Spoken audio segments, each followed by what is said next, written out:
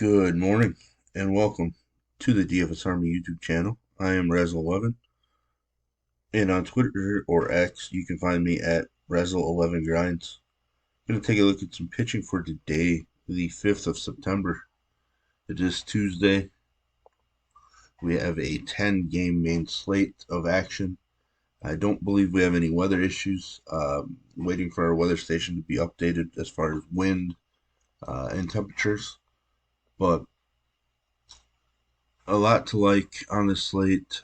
Maybe not so much in the pitching department, but overall, um, great time to jump in for some baseball. DK has the $2,500 Millie Maker this evening, I believe. Quite a bit of money out there to be won. So let's take a look. At the top, we get Garrett Cole taking on Detroit. He gave up 2 solo home runs to them earlier this year, but was really strong. Hasn't been at his best at home other than strikeouts and getting the win more often, but the other numbers themselves have been worse at home. His last start did come against Detroit, which is always a worry. Seems like we've had that quite a bit recently, with pitchers making back-to-back starts against the same squad. He is a minus 250 favorite, game total of just 8 at this point. So he's definitely going to be viable this evening. Nathan Eovaldi, not going to be viable for me. One, I'm not really picking on Houston with pitching, even though he did shut them down earlier this year. And he has been dominant at home. The big issue for me is he has been out for nearly 2 months with a forearm injury. I'm just not really interested in a guy that didn't make any rehab start as of this point, despite being out for so long. I know I was watching the game yesterday a bit, and they did mention that they wouldn't be shocked if he just comes out early in just 2 to 3 innings as he gets healthier. I'm just not going to play that game in this matchup. Framber Valdez, game is a pick'em at this point. Has struggled mightily in 2 starts against the Rangers. Nothing really for me to believe that it's going to be different this time. Been solid the last couple, but I'm just not going to pick on the Rangers with a lefty who they've done a ton of damage to already. And at that price, I'd just gladly go with Chris Bassett. I know everybody's going to. It is Oakland. He's traveling back to Oakland, taking on his former squad. He did not perform very well against them the first time. He has been pretty rough on the road, but this is traveling to a park that he's very familiar with. I have no problem going with Bassett in this one. Assuming he's a pretty solid favorite, minus 190 at this point. Game total of just 8. So no problems with Chris Bassett. And I understand he's going to be pretty popular, and for obvious reasons. Michael Lorenzen, the Phillies taking on the Padres. It is a pick'em right now. Game total of 8.5. Not a bad game total to target. He has been best on the road. Obviously, his numbers are a little skewed. He's, was traded, so it's a little tough. Since his no-hitter and 124 pitches, he has not been very sharp. He's gotten better each start since then, but he's staying in the upper 80s, low 90s the last 2 starts. Home runs have been an issue, which is worrisome because home runs can happen for San Diego. A very powerful lineup. I'm not really sure that I want to go to Lorenzen, but San Diego definitely has underwhelmed all season. So I think there is a possibility that he is in a GPP winning lineup, but I would put him at a more of a 10 to 15% play right now as I look at things. Dylan Cease, the guy that I just can't seem to get correct at this point. He's actually an underdog to Kansas City. Game total of 9.5. Makes me believe that we have incredible hitting weather in Kansas City. Maybe some wind blowing out. Maybe temps in the mid 90s. So I'm not really sure what I want to do. He sucked against Kansas City the first time he faced him this year. His last couple starts have been horrendous, but he is still capable of putting up dominant performances. So I think I'm gonna have to use him just because I mean he went into Atlanta and beat them, put up a strong performance. Went into LA and the Dodgers put up a strong performance in that one as well with double-digit strikeouts. Uh, Strong performance against an elite Texas offense this season. So we know that he's what he's capable of doing. So I have to include Dylan Cease in my pool at this point. Dean Kramer, I like the matchup. He's been really good the last couple of starts. The Angels are going to be probably without Shohei for a couple days, I would guess. Um, he was decent against them the first time, not amazing. It's been better on the road. It is obviously a better pitcher's park. It's a minus 160 favorite in this one.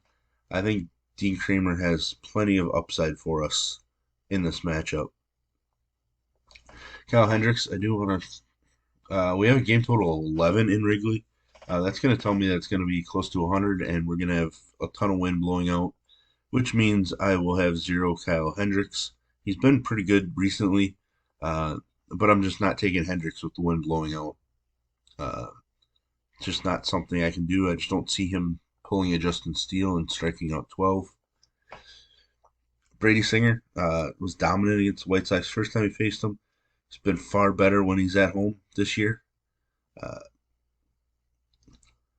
had a couple of struggles in his most recent starts. It's been 11 days since he threw, 10 days, 11 days since he last threw. He was on the paternity list. That extra little rest probably is going to help him at this point in the season. He had been pitching extremely well. I am definitely interested. Obviously, that 9.5 total really worries me, but he is a minus 120 favorite over Cease in the White Sox. Alex Faedo on the road. He's throwing the ball decently on the road. I'm just not going to go there. I know the Yankees do have some Ks in their lineup, and they're playing a bunch of young guys, but they're also hitting a bunch of home runs right now. And I'm just not going to mess with that with somebody that I don't consider to be all that great of a starting pitcher. Reed Detmer's an underdog at home. He's been much better at home. He has plenty of upside. He just needs to control his pitch count a little bit. Kind of reminds you, like, he went into Texas, a team that just crushes pitching at home, especially left-handed pitching, and he shut them down for 27.5 DK points. So uh, he's capable of doing it. I'm just not sure that he's going to, but because he's capable of doing it with the 30 fantasy point upside, I have to keep him in my pool. Maybe a 15 to 20% play. I'm not sure quite yet. It'll be interesting to see where I end up as the day goes on. Jose Quintana against the Nationals. Quintana's been steady and solid, struggled against Atlanta, but who doesn't? Prior to that, he actually was really strong against them. We know that Washington isn't a huge K team. Uh, I know that there are some Nationals that we love to play against left-handed pitching. All that can be true, but Quintana is a minus 140 favorite in this game. Uh, and on this slate, I actually think he is viable. He's probably one of my last guys in, but he's definitely viable. Soroka, um, I'm gonna have to dig into his minor league innings as he comes back up. Uh, I know they're kind of watching his innings, and it looks like he was rolling in August at AAA. Um, but it'll be interesting. They may limit him. He may just be a 4 inning guy. We're not really sure. Um,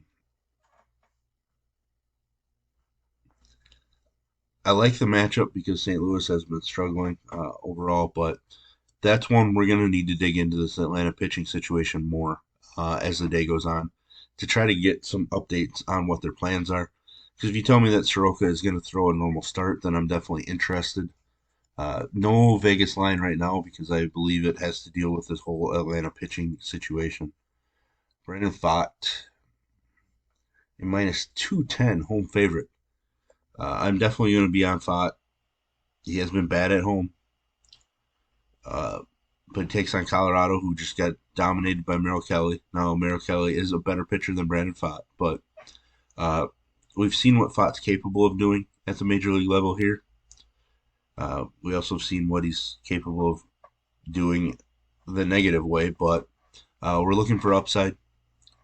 Uh, he's been a strong pitching prospect for a couple years, so he's definitely in play against a super weak offense. Pedro Avila, um, probably not going to go there. There's something that intrigues me about him in this spot, even though Philly has been scoring runs. Uh, One, the game's a pick 'em, which means they think he keeps them in it. Two, if I remember correctly, he's been pretty severe reverse splits, and that can come in handy against the dangerous left-handed bats that the Phillies offer. They do have some dangerous right-handed bats as well, but uh, the left-handed ones are a little bit more dangerous, in my opinion, outside of Trey Turner, who is just doing anything he wants to baseballs at the plate. Patrick Corbin. People have played him. I've played him this year, which is painful to admit. Um, he's actually decent against the Mets, other than like just 3 strikeouts and 11 and 2/3.